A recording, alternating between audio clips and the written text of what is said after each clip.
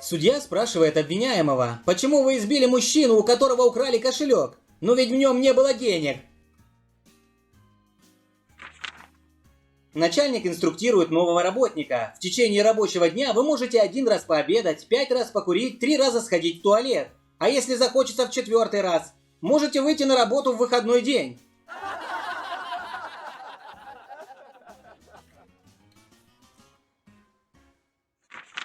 «Папа, а что такое бандформирование?» – спрашивает сын отца. «Ну, как бы тебе доходчивее объяснить?» – говорит отец. «Вот помнишь, как я вчера пришел поздно?» «Помню. И кто на меня набросился?» «Мама с бабушкой со шваброй. Вот это, сынок, и есть бандформирование».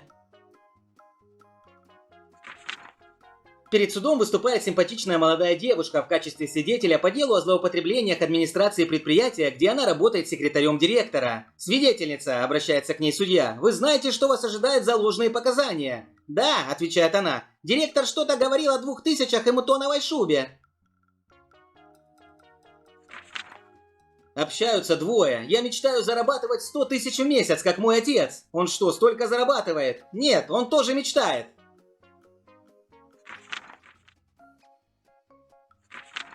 Он и она. «Дурак ты, шутки у тебя дурацкие. Выходи за меня замуж». «Ой, прости меня, пожалуйста. Ты серьезно?» «Да шучу я, шучу». Приходит новый русский в автосалон. «Хочу такую машину, чтобы просто летала. Была суперманевренная, вместительная, с отличными тормозами. Это вам маршрутка нужна». Мужик приходит в фирму устраиваться на работу. «Я слышал, вы ищете нового кассира». «Ага, и старого тоже». Служащий отеля стучит в дверь номера. «Месье, вам телеграмма. Суньте ее под дверь». Но служащий, понимая, что иначе он не получит чаевых, отвечает: «Не могу, она на подносе». Судья: «Почему вы наняли такого молодого адвоката?» Подсудимый: «Видите ли, мне кажется, что мой процесс затянется». Начальник отдела кадров распекает опоздавшего на работу сотрудника. «Уже полдень, а вы только сейчас явились на работу. Ох, знаете, что со мной случилось? Я целых 10 часов был в бессознательном состоянии. Что с вами произошло? Спал как убитый».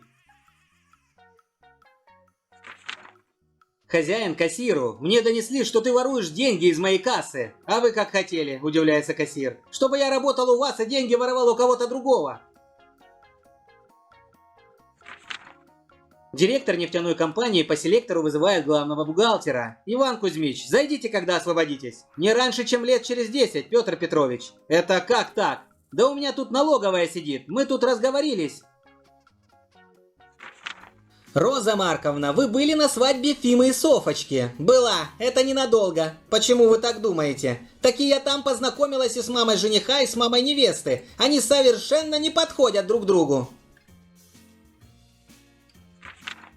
Сидит мужик на кухне, чистит вареное яйцо. Напротив сидит сынишка 1,5 года. Заходит жена, строго так: «Предложи сыночку яйцо, но дай ему только белок, а то он желток не любит». Смотрит на сына и думает: «Сожрал мой твердый дезодорант, обкусал оставленное без присмотра в ванной мыло, а теперь, оказывается, он желток не любит». Идет мужик по лесу, видит впереди речка 3 метра в ширину. Думает: «Буду прыгать, ноги широко раздвину и брюки порву». Снял брюки, разбежался и перепрыгнул. Смотрит, трусы порвал. Вот и хорошо, думает, что трусы не снял, а то б точно задницу разорвало.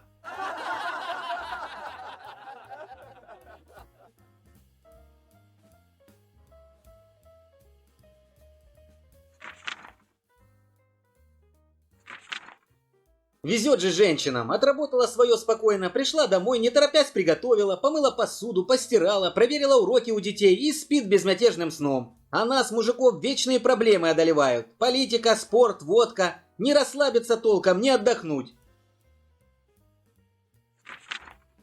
Идет женщина, за ней всю дорогу идет мужик. Женщина поворачивается к нему и спрашивает: «Почему вы идете за мной всю дорогу?» «Вот когда ты повернулась ко мне лицом, я задал себе тот же вопрос».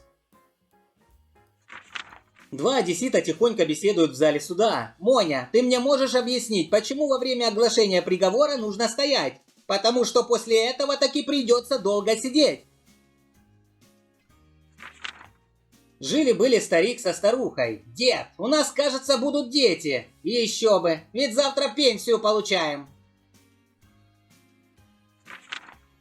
Разговаривают две подруги. Познакомилась вчера с одним прибалтом. Суреном звать. Да какой же он прибалт? Ну не знаю. Прибалтывает за 15 минут.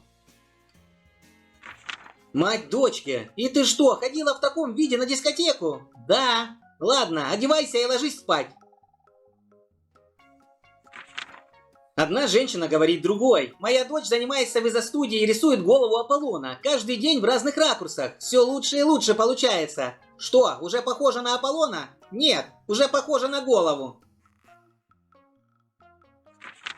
Священник с разочарованием обнаружил, что его паства – это один единственный фермер. Размышляя о том, следует ли ему проводить службу в это воскресенье, он решил спросить мнение своего прихожанина.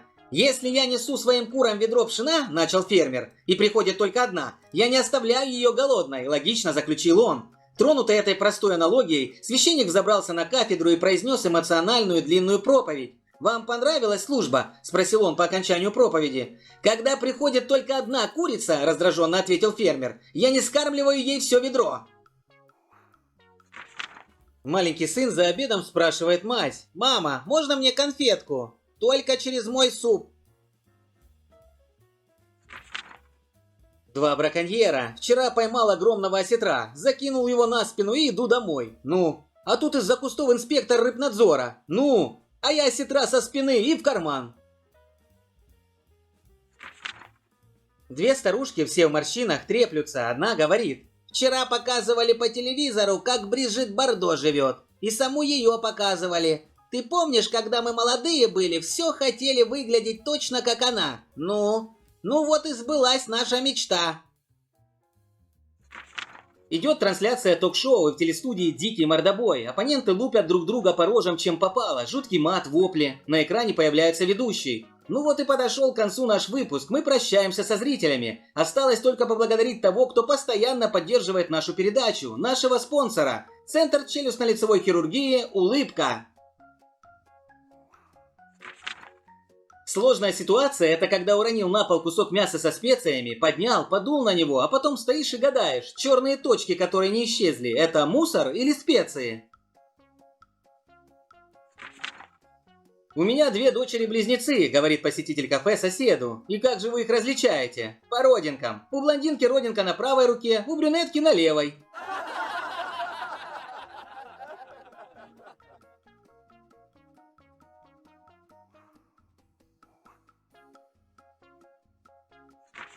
Мать Вовочки: «Вова, я категорически запрещаю играть с Петей. Он плохой мальчик. А я хороший?» «Конечно, сынок, ты очень хороший мальчик. Тогда можно Пете играть со мной?» В ресторане: «Официант, почему у меня в супе дохлая муха?» «Ну как же она дохлая? Вы только посмотрите, как она бодро шевелит лапками». Маленький сын спрашивает мать: «Мама, а что машина ест?» «Бензин. А пьет?» «Тоже бензин. Прям как в детском саду, каждый день каша». Эвакуатор ворует припаркованную в неположенном месте машину, и тут же ее место со свистом занимает другой автомобиль. Из него выскакивает мужик, подбегает к водителю эвакуатора и спрашивает: «Тебе сколько до штрафстоянки и обратно ехать?» Прикинь, после всех этих рекомендаций по дресс-кодам надеваю я, значит, на собеседование строгое платье ниже колен, неброский макияж, минимум аксессуаров, закрытые туфли-лодочки. Так эта стерва-кадровичка и 2 минут со мной не говорила, выгнала. «Слышь, Вась, может, ты не побрился?» Из разговора: «Извините, я могу задать вам вопрос?» «Да, конечно. Спасибо, вы удовлетворили мое любопытство». Даже идиотский звонок будильника воскресным утром не в состоянии омрачить предвкушение прекрасно проведенного выходного дня. Но ровно до той минуты, когда ты вспомнишь, что одно воскресенье уже было вчера, а 2 воскресенья подряд случаются невероятно редко. После прыжков с парашютом к инструктору подходит курсант. «Запишите меня. Курсант Циммерман, 2 прыжка. Вы же прыгнули только 1 раз». «Все правильно, это был мой первый и последний прыжок». Звонок в роддом. «Моя фамилия Сидоров. Кого родила моя жена?» «Девочку. А вам не звонили из администрации президента?» «Ой, извините, мальчика. Конечно же, мальчика». Разговор по телефону. «Чувак, приезжай к нам на дачу». «Не хочу». «Зря. Тут пиво, пьяные девочки, красота. Папа, я не куплюсь на это второй раз. Копайте сами свою картошку. Автомобилист, заблудившийся в сельской местности, вдруг видит мужика, занятого постройкой какого-то домика, и останавливается, чтобы спросить дорогу. Выяснив все необходимое, автомобилист решил полюбопытствовать. «А что это вы здесь строите, если не секрет?» «Посмотрим», — отвечает мужик. «Если мне удастся сдать его в аренду, то это будет уютный сельский коттедж. А если нет, то курятник».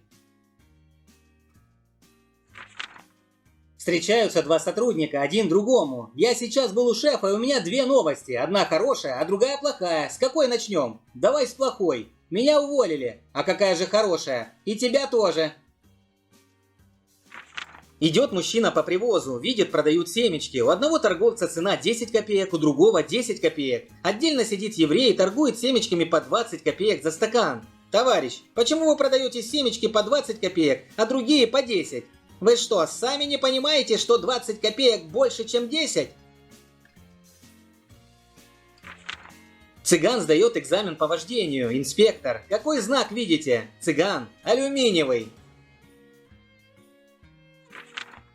Объяснительная водителя автобуса: продавал билеты сам, потому что кондуктор был настолько пьян, что постоянно путался в сдаче. Пришлось ненадолго посадить его за руль.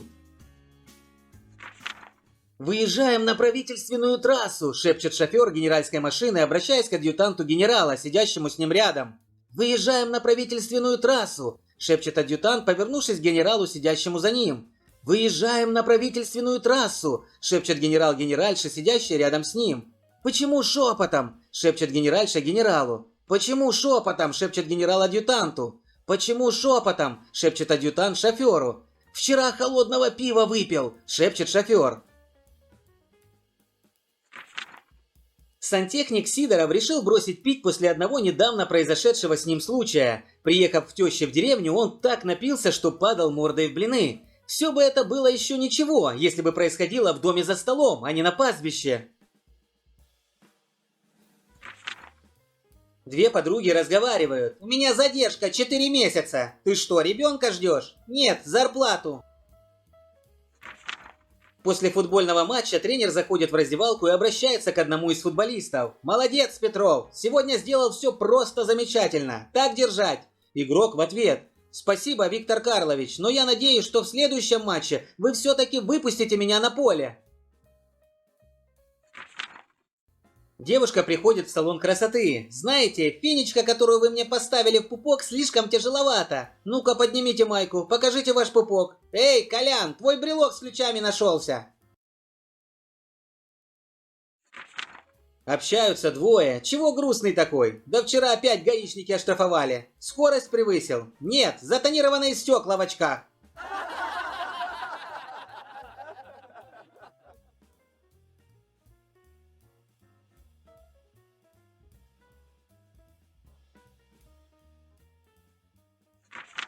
Из разговора: «Значит так, Додик, прибыль будем делить 50 на 50. Семен Маркович, но я таки хочу 70. Ну хорошо, ты меня уговорил. 70 на 70.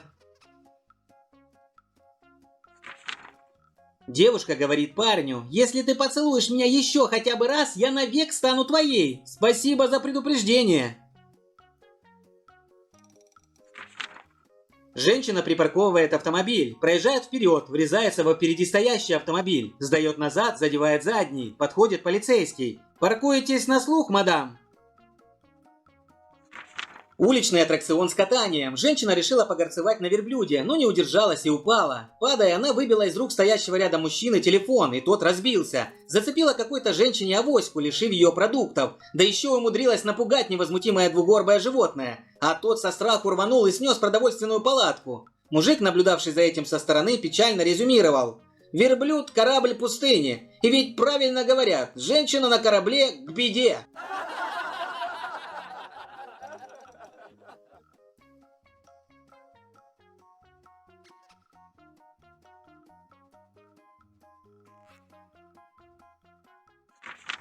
Какая разница между самолетом и сортиром? В самолет садятся, чтобы лететь, а в сортир летят, чтобы сесть. Начальник отдела кадров. Что вы умеете делать, а главное, в чем хорошо разбираетесь? Претендент. Пока ничего и ни в чем. К сожалению, эти места у нас уже заняты. Покупатель зашел в ювелирный магазин, посмотрел на золотые часы, о которых писалось в газете, что они продаются по сниженным ценам. «Если вы продаете часы ниже их стоимости, то откуда же у вас берется прибыль?» – спрашивает он у продавца. «О, мы получаем прибыль от их ремонта».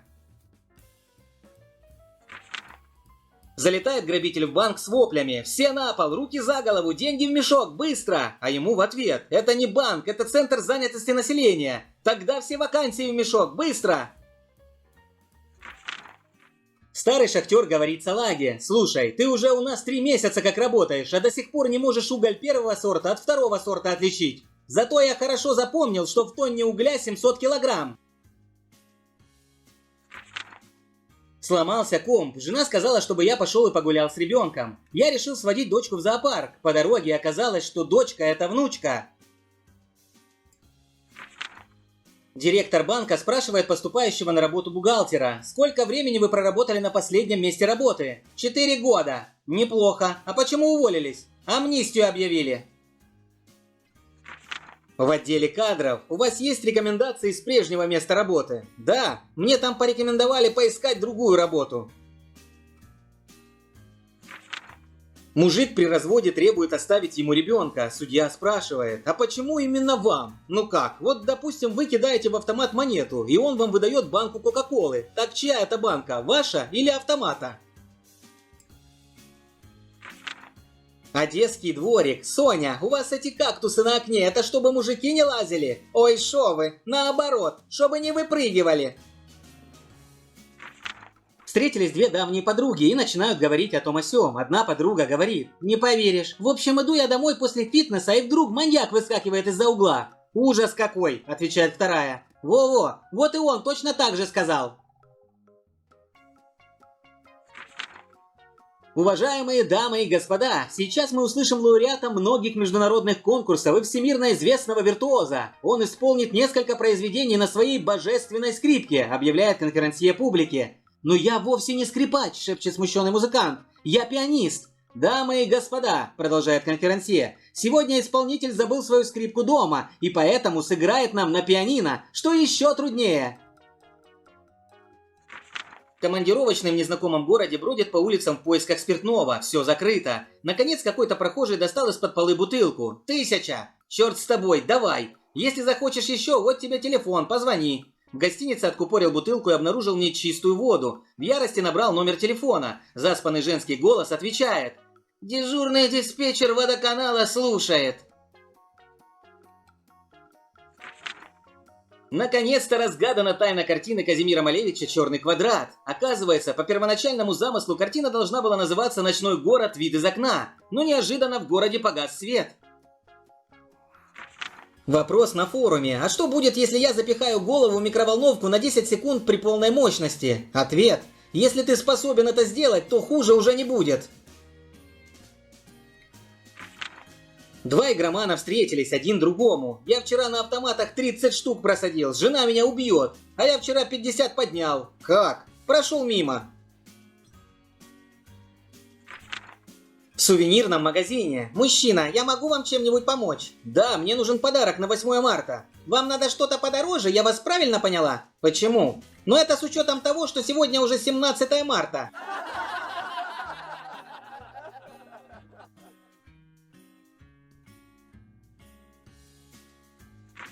Два незнакомых человека договариваются о встрече. Я предлагаю встретиться у метро Парк Культуры в 8 утра в понедельник. Как вы будете выглядеть? Плохо.